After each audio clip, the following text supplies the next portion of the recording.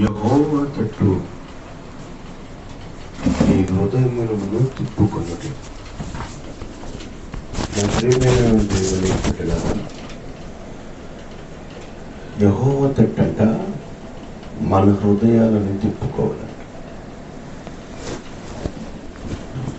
కొన్నిసార్లు మనకి మన హృదయము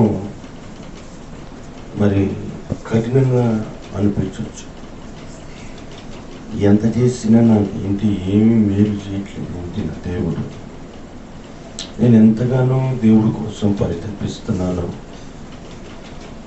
నేను నా అనుకున్న వాళ్ళు కూడా నన్ను వారికి ఎంత పని చేస్తున్నా, ఎంత ప్రయాసపడుతున్నా, వారి దృష్టిలో నాకు కొంచెం కూడా వాల్యూ లేదు ఏంటి అని కొన్నిసార్లు మనం అనుకోవచ్చు. డైరెక్ట్గా మొహం మీద మాట్లాడలేము, డైరెక్ట్గా చెప్పలేము, కానీ మనస్సు మాత్రం కృంగిపోతూ ఉంటుంది.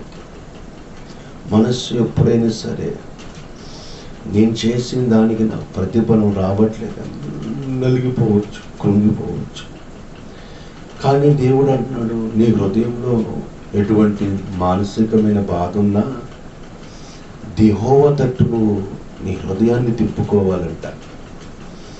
అంటే మన శరీరం మాత్రమే కాదు, కానీ మన ఆత్మ, మన హృదయం దేవుని వైపు తిప్పినప్పుడు ఆయన చేసే అద్భుతమైన కార్యాలు, ఉన్నతమైన కార్యాలు అవి మనం మర్చిపోలేని, మనం గ్రహించలేని కార్యాలు ప్రభు చేస్తారు. అందుకని దేవుడు అంటాడు, నీ హృదయము నా కుమారుడా, నీ హృదయం నాకేమో అంటాడు. అంటే మనం అన్నీ సరెండర్ చేస్తున్నాము, దేవునికి హృదయం ఇవ్వట్లేదేమో. నీ హృదయంలో ఉన్న బాధ, దుఃఖము, సమస్య, శోధన ఆయన తీసివేస్తాను అని చెప్తున్నాడు. ఎంతకాలము దేవుని తట్టు నువ్వు తిరిగావో నాకు తెలియదు, కానీ ఈ ఉదయకాలము దేవుని తట్టు నువ్వు తిరగగలిగితే నీ దేవుడు కూడా నీ తట్టు తిరిగి నీకు సహాయం చేయడానికి సిద్ధంగా ఉన్నాడు. అందుకని బైబిల్ చెబుతుంది, మనుషులను పై రూపాన్ని చూస్తారు, నేను అంతరంగాన్ని చూస్తాను అని. ప్రియమైన దేవుని బిడ్డలారా, నువ్వు ఎంతకాలము నీ మనస్సును దేవుడికి ఇవ్వకుండా నీ మనస్సులో ఉన్న ప్రతి బాధ ఆలోచించి ఆలోచించి ఆలోచించి, టైర్ కనుక గాలి కొడితే ఏమైంది, బాగా టైర్ గాలి కొడితే టైర్ పగిలిపోయింది.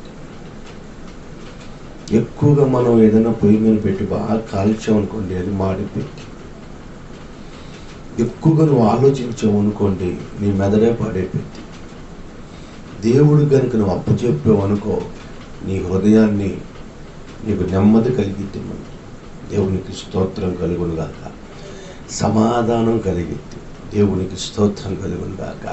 అంటే దేవుడు నీకు నెమ్మదిని కలగ చేస్తాడంట. ఈ 40 days 40 దినముల ఉపవాస ప్రార్థనలో ఈ ఉదయకాల ప్రభు మాట్లాడుతున్నాడు, నీతో మాట్లాడుతున్నాడు.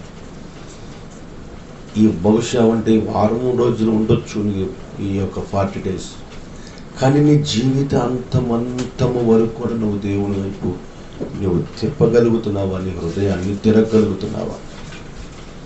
నువ్వు దేవునికి నీ మనస్సుని అప్పచెప్తున్నావా? నువ్వు అప్పచెప్పు చూడు, దేవునికి నీ జీవితాన్ని సమర్పించి చూడు. నీ హృదయంలో ఉన్న ప్రతిదీ దేవుడికి నువ్వు చెప్పటం అనేది అలవాటు చేసుకో. అప్పుడు దేవుడు అంటాడు, నీ హృదయంలో ఉన్న ప్రతి దుఃఖాన్ని నేను తీసివేస్తాను.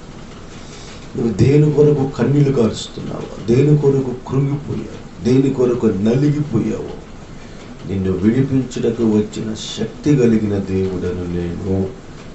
ప్రియమైన దేవుని బిడ్డలారా, కొంత మాత్రమే కాదు దేవునికి ఇవ్వాల్సింది, సమస్తము దేవుడికి.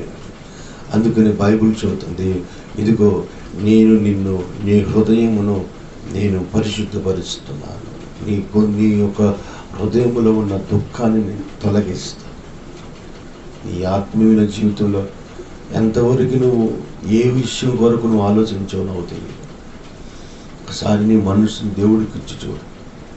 ఆయన తట్టును తిరగటానికి ప్రయత్నించు.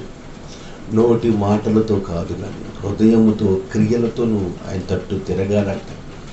కానీ బైబిల్లో రాసింది, యెహోవా నీ తట్టు నేను నా చేతులు పైకెత్తుతున్నాను ప్రభువా. ఆకాశములో నుండి నీవు నా చేతులను పట్టుకుంటావు, నా చేతులతో పాటు నా హృదయాన్ని పట్టుకుంటావు, నా హృదయముతో పాటు నా గుండెల్లో ఉన్న ప్రతి సమస్యని పట్టుకొని వాటిలో నుంచి నన్ను విడిపిస్తావయ్యా. ఒక భయంకరమైన అగాధమనే ఊబిలో నుంచి నన్ను పైకి లేవనెత్తుతావు ప్రభువా అని నువ్వు గ్రహించినప్పుడు, నువ్వు దేని కొరకు కన్నీళ్లతో ఉన్నావు, దేని కొరకు నీ హృదయము దుఃఖంతో ఉందో ఆయన తీసివేస్తాడు. నీ మనసు పూర్వకంగా దేవుని వైపు నీకు మేలు చేస్తాడు. ఆయన మేలు చేయుటకు విసుక్కోకుండా మేలు చేసే దేవుడు. అప్పుడు నీ కుటుంబ పరిస్థితులు కానీ, నీ బిడ్డల పరిస్థితులు కానీ, నీ గృహ పరిస్థితులు కానీ, నీ వ్యాపార పరిస్థితులు కానీ, నీ చేతి పని పరిస్థితులు కానీ, నీ ఉద్యోగ పని పరిస్థితులు కానీ, నీ కుటుంబ పరిస్థితులు కానీ ఆయన అన్నీ చక్కబెడతాడు. మనం ఇంట్లో ఒక వాటర్ బాటిల్ కింద పడితే పైకి లేపి పెడతాం, ఏదైనా కుర్చీ కింద పడితే పైకి లేపి పెడతాం, ఏదైనా కొన్ని బట్టల కింద పడితే తీసి అరమరలు పెడతాం. అలాగే నీ జీవితంలో నువ్వు ఎక్కడ పడిపోయావు అని ఆయన అక్కడ లేవనెత్తుతాడు. ఆయన పేరు నజరేయుడైన యేసు. ఈ ఉదయం నీ హృదయ ఈ ఉదయకాలంలో నీకు నెమ్మదినివ్వబోతుంది.